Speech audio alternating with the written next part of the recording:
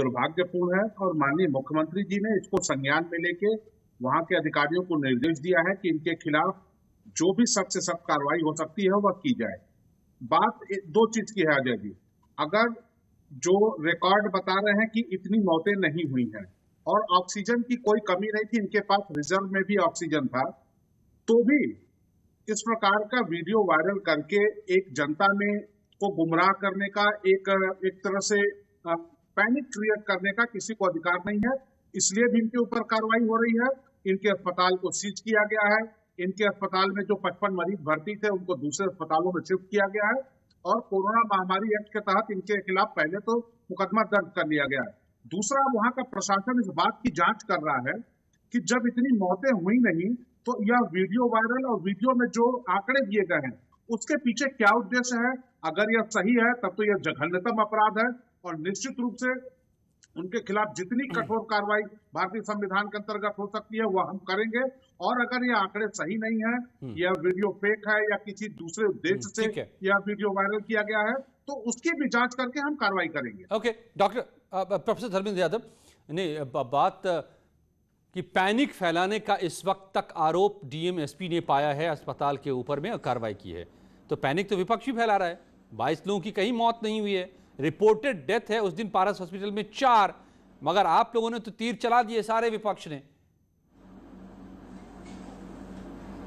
अजय जी, जो मौतों का आंकड़ा है, अब एक कॉन्ट्राडिक्शन आपके सामने निकल के आ गया, दुर्भाग्यपूर्ण तरीके से आ गया। इससे तो और भी क्लियर होता है कि सरकार मौतों के आंकड़ों को छुपा रही है। अगर ये मानवता को मारने का मॉक ड्रिल था जिससे 22 लोगों की जान चली गई, ये अकेली घटना नहीं है। आप मेरठ का एक वीडियो देखिए जिसमें 6 से 7 लीटर के फ्लो को 1.5 लीटर कर दिया गया था, उससे 9 लोगों की जान चली गई थी। ये दूसरा मामला था जहां एक तरफ प्रयाग के जो हमारी धर्म नगरी प्रयाग है उसमें एक बेटी के साथ एक अस्पताल में सामूहिक दुष्कर्म होता है और बेटी की जान चली जाती है।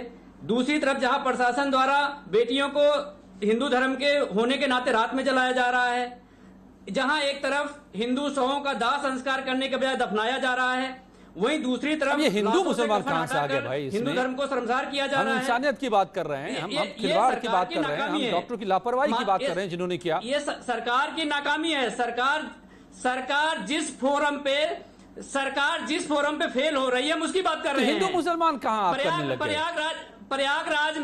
प्रयागराज में बेटी के साथ सामूहिक दुष्कर्म हुआ, सरकार क्या कर रही थी? प्रयागराज में बेटी के साथ सामूहिक दुष्कर्म हुआ, क्या कर रही थी मुझे बताइए आप। वो वहां सरकारी क्या जिम्मेदारी थी? दुष्कर्म का सिलसिला, दुष्कर्म का सिलसिला नया थोड़ा है यूपी में, वो तो जायज भी रहा है किसी दौर में। बड़े बड़े नेताजी लोग कह गए हैं कि हो जाती है गलती, अब इसको छोड़िए आप। असल बात इस वक्त ये है कि सांसों की जंग में ऑक्सीजन पर डाका जो डला, क्या डॉक्टर ऐसा कर सकता है? और अगर उसमें भी सच क्या है बिना फैक्ट चेक के आप लोग कूद पड़ते हैं। जी विवेक बंसल साहब को भी मिला, सरकार ही मॉक ड्रिल कर रही है। जी विवेक बंसल साहब, आपके नेताओं ने तो सर्वोच्च नेताओं ने ट्वीट पे ट्वीट कर दिया आज, हालांकि आंकड़े को वो लोग चेक नहीं कर पाए, आंकड़े गलत सलत है।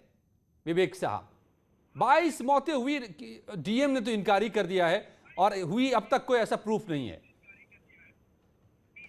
तो पॉलिटिक्स एक बार फैक्ट चेक नहीं होता क्या पॉलिटिक्स में? एक बार जरा जोर से मुझे जरा बताइए, सवाल आपका मैं समझ नहीं पाया। नहीं, डॉक्टर ने क्या खिलवाड़ किया ये तो डॉक्टरों से मैं समझ रहा हूं, लेकिन पॉलिटिक्स में खिलवाड़ से पीछे नहीं हटता है। जो पैनिक वहां डॉक्टर अस्पताल में, श्री पारस अस्पताल में फैला रहा था, वही पैनिक क्या नेताजी लोग भी फैलाने लगते हैं विदाउट चेकिंग द फैक्ट।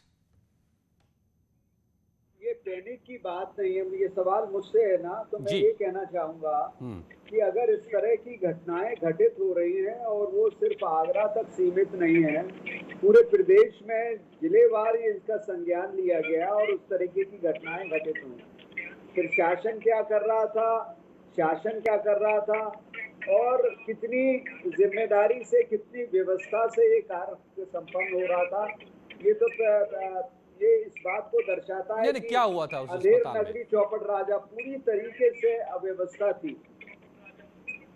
ये क्या हो रहा था उस दिन पारस अस्पताल में? कोई इसका संज्ञान नहीं ले रहा था, कोई कोई जिस तरीके से